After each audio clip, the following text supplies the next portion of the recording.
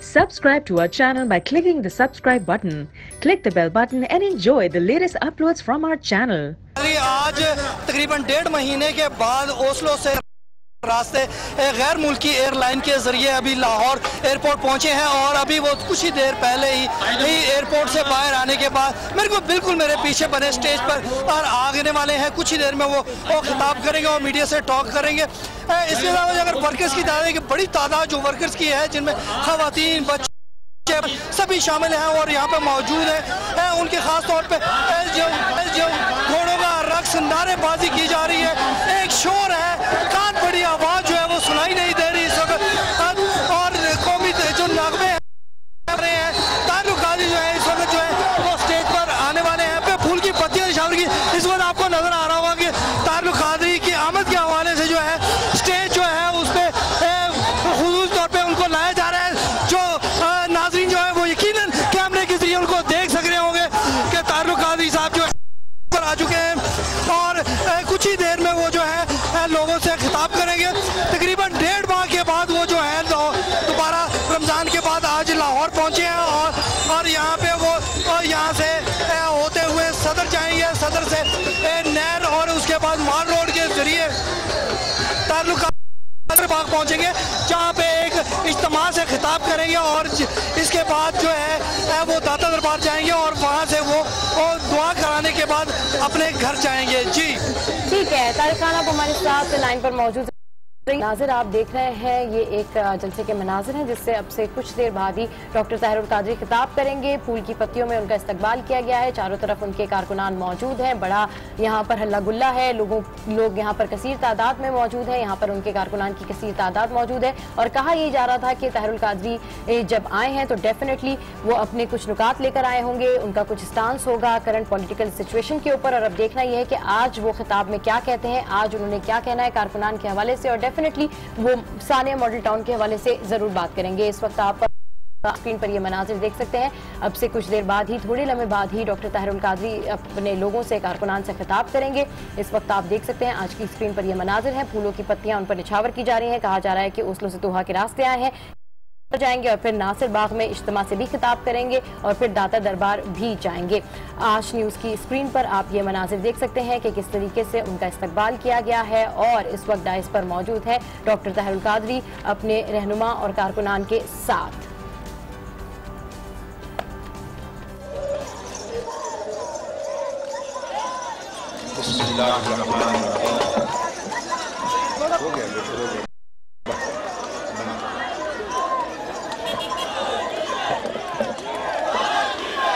Media के तमाम media houses, electronic media के साथ प्रिंट मीडिया के नुमाइंदान जो आज इस्तिक़बाल के मौका पर मौजूद हैं, बहुत बड़ी तादाद में, उनके लिए हमेशा इस अजीम कौज का साथ देने पर दुआ गो रहता हूँ। आज फिर दुआ करता हूँ और अपनी मोहब्बतों में उन्हें शामिल करता हूँ। हज़ार कारकुन और तहरीक के कायदीन और कारकुन, जिनमें बुजुर्ग, बच्चे, माएँ, बहनें, बेटियाँ, कसीर तादाद में हद्दे निगाह तक यहाँ एयरपोर्ट के पंडाल में और दूर बसों की छतों पर जहाँ तक मेरी निगाह जाती है मैं देख रहा हूँ। और ये काफिला गाड़ियों का माल रोड पर रवाना होगा। आप सबको खुशामदीद कहता हूँ। आपकी मोहब्बत और ख़वातीन की बहुत बड़ी तादाद, मेरी बहनें और मेरी बेटियाँ अपनी ये पीछे आके जिस तरह आई है, उनके लिए बेटे पीछे उन्हें अपनी दुआएं हमेशा देता हूं और आज भी देता हूं और उम्र भर देता रहूंगा। आज देखिए, मैं अप्रैल के एंड में कनाडा से, अप्रैल के एंड में, और अभी तक मैं कनाडा वापस नहीं गया। अप्रैल के एंड, मई, जून, जुलाई और अगस्त ये चौथा महीना जा रहा, मैं कनाडा वापस नहीं गया। ये बात मैंने इसलिए कही और आगाज इस जुमले से इसलिए किया कि कनाडा जाना आना मेरी मजबूरी नहीं है। पाकिस्तान मेरा घर है, मेरा वतन है, मेरी जमीन है। यहाँ मेरे कारकुनों का खून बहा है, यहाँ मेरे कारकुन शहीद हुए, यहाँ मेरे कारकुनों की लाशें गिरी, यहाँ 100 के करीब मेरे कारकुनों के जिस्म गोलियों से भुने गए। मेरी अव्वली तरजीह और उन कारकुनों के लिए इंसाफ और किसास का उसूल है जो इंशाअल्लाह हम लेकर रहेंगे।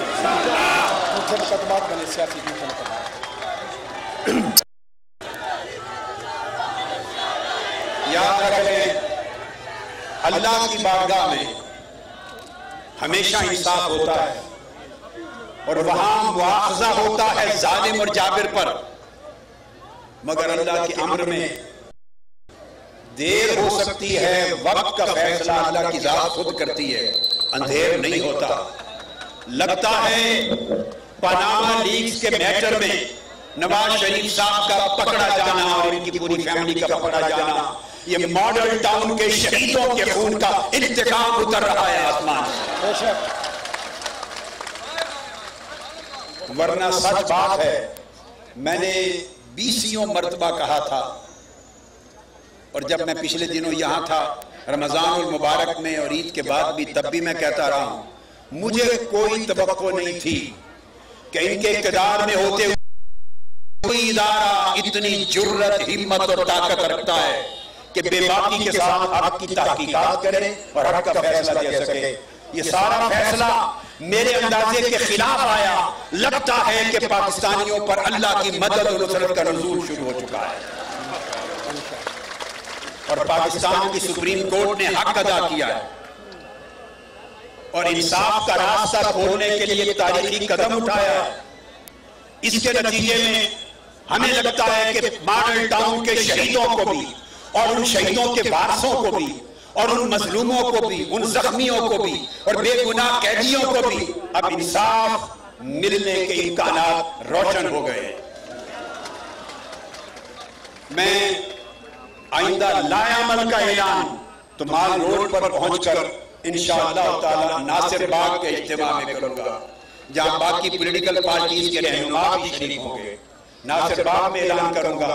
मगर एक बात बताना चाहता हूं, मैं फिर सैल्यूट करता हूं उन शहीदों के को, उन शहीदों के वालिदैन को, उन शहीदों की बीवियों और बच्चों को और उन शहीद खवातीन के घर वालों को। वो सब गरीब हैं, 2-2, 3-3 मरने के वाले लोग हैं और उनमें आधे से ज्यादा ऐसे हैं कि 2-3 मरने का घर भी उनका मिल्कियत ही नहीं है। इस मुल्क में हर रोज गुर्बत बिकती है, इस मुल्क में हर रोज गरीबी बिकता है।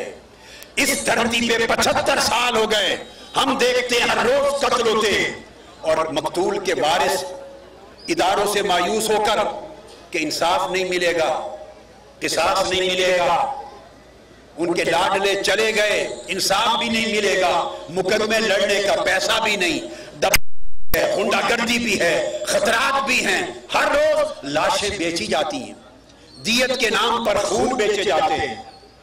वो दियत नहीं होती, वो गरीबों की बेबसी होती है, वो गरीबों की बेकसी होती है, वो इस निजाम की बेहिसी होती है कि चूंकि गरीब नहीं, गरीब के लिए कानून और इंसाफ नहीं, तो वो अपने लोगों के खून और लाशें बेचकर अपना अगला वक्त खामोशी से गुजारते हैं।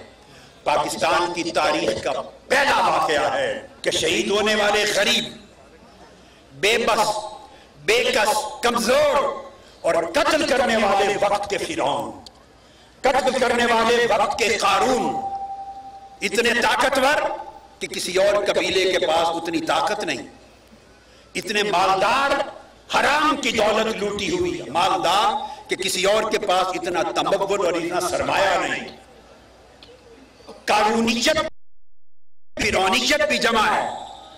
उन्होंने हर मुमकिन गरीबों का खून खरीदने की, उनका जमीन खरीदने की कोशिश की, मगर अजीम हैं वो, शहीद अजीम थे और उनके डर हैं जिन्होंने फिरौन की ताकत और कारून की दौलत पे लानत फेंक दी, ठोकर मार दी, और वो बिके नहीं हैं और झुके नहीं हैं।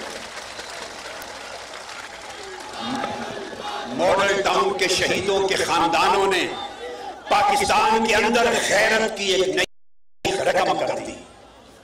मैं फिर दोहरा रहा हूं, मॉडल टाउन के शहीदों के वारसों ने, गरीब घरानों ने इज्जत, हमीयत और गैरत की एक नई तारीख रकम कर दी है, और पाकिस्तान के 18 से 19-20 करोड़ अवाम को एक जिंदगी का नया सलीका सिखा दिया है कि अगर तो दौलत हो मुकाबले में कारून हो, फिरौन हो, इंसाफ न मिलने की तवक्को, तब भी ज़मीर न बेचो, ज़मीर न बेचो, गैरत न बेचो, हक के लिए लड़ते रहो, लड़ते लड़ते मर जाके हाथों में कामयाब डिक्लेयर किया जाएगा।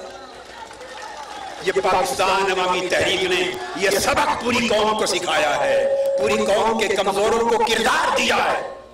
और आखिरी बात, आपको याद है दिसंबर 2012 में मीनार पाकिस्तान का जलसा, मैंने आर्टिकल 62-63 पर खिताब किया था कि जब तक 62 नाफिज नहीं होगा, इस पाकिस्तान के सियासी निजाम से गंद और करप्शन दूर नहीं होगी।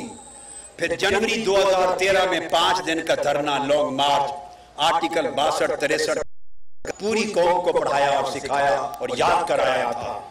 अल्लाह का शुक्र है 4 साल बाद ही सही, 4 साल बाद ही सही, आज आर्टिकल 62 बोला है, उसको जुबान मिली है, उसका इजरा हुआ है, और सुप्रीम कोर्ट ने उसी के तहत साबिक नाअहल वजीर आजम को किक आउट करके जूते मार के निकाल दिया।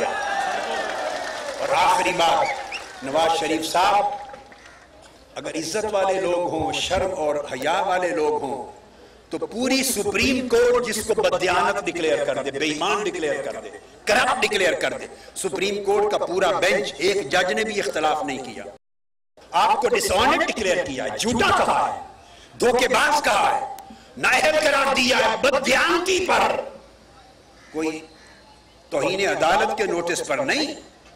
जैसे रजा गिलानी साहब को नाअहल किया था, वो तौहीन अदालत पर किया था, आपको नाअहल किया है झूठ, लूट मार, बेईमानी और बददियानती पर।